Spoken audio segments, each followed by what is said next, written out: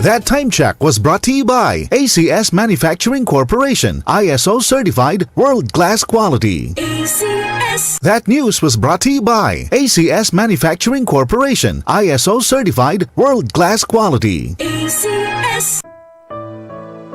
Pagbasa sa Aklat ng Kawikaan, Kabanata 13, talata 1 hanggang 25. Ang anak na may unaway nakikinig sa kanyang ama, ngunit walang halaga sa palalo ang paalala sa kanya. Natatamo ng mabuti ang bunga ng kanyang kabaitan, ngunit ang ninanasan ng masama ay puro karahasan. Ang maingat magsalita ay nag-iingat sa kanyang buhay, ngunit ang taong madaldal ay nasasadlak sa kapahamakan. Ang tamad ay nangangarap ngunit hindi natutupad, ang hangarin ng masikap ay laging nagaganap. Ang taong matuwid ay namumuhay sa kasinungalingan, ngunit ang salita ng masama ay nakakahiyang pakinggan. Ang mabuti iniingatan ng kanyang katuwiran, ngunit ang masamay ipinapahamak ng likong pamumuhay. May taong nagkukunwang mayaman subalit wala naman, ngunit ang iba'y nag-aayos mahirap bagaman sila ay mayaman. Ang yaman ng isang tao ay pantubo sa kanyang buhay, ngunit sa isang mahirap, ito ay hindi nakababahala. Ang matuwid ay tulad ng maningning na ilaw, ngunit ang masama ay lamparang namamatay. Ang kapalaluan ay nagbubunga ng kaguluhan, ngunit ang pakikinig sa payo ay nagbabadya ng karunungan. Ang kayamanang tinamo sa daya ay madaling nawawala, ngunit ang kayamanang pinaghirapan ay pinagpapala. Ang matagal na paghihintay ay nagpapahina ng kalooban, ngunit ang pangarap na natupad ay may dulot na kasiyahan. Ang nagwawalang bahala sa payo ay hahantong sa sariling kapahamakan, ngunit ang nagpapahalaga sa utos ay gagantimpalaan.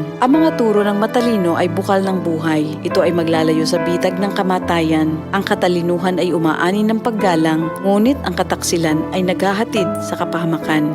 Ang katalinuhan ng isang tao ay nakikita sa kanyang gawa. Sa kilos ay nakikilala ang taong walang unawa. Ang masamang tagapagbalita ay lumilikha ng kaguluhan, ngunit ang mabuting tagapamagitan ay lumulutas ng alitan. Kahihiyan ng kasasadlakan ng hindi nakikinig sa saway, ngunit ang tumatanggap ng payo ay mag-aani ng karangalan. Ang pangarap na natupad ay may dulot na ligaya, ngunit ayaw iwan ng masama ang kasamaan niya. Ang nakikisama sa may unawa ay magiging matalino, ngunit ang kasama ng mangmang ay masusuong sa gulo. Ang hinaharap ng masama ay kahirapan sa buhay, ngunit sagana ang pagpapalang sa matuwid ay naghihintay. Ang matuwid ay nag-iiwan ng pamana hanggang sa kaapu-apuhan, at sa matuwid na uuwi ang naipon ng isang makasalanan. Ang bukid ng mahihirap may pangakong kasaganaan, ngunit ito'y nasasayang dahil sa kawalan ng katarungan. Mapagmahal na magulang, anak ay dinidisiplina. Anak na di napapalo, di mahal ng magulang. Ang matuwid ay sagana sa lahat ng kailangan, ngunit ang masama ay palagi namang nagkukulang.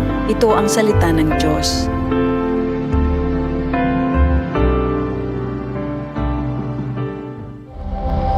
Ito ang DCXL News. 558 kHz. 6 na dekadang maaasahan sa balita at serbisyo publiko.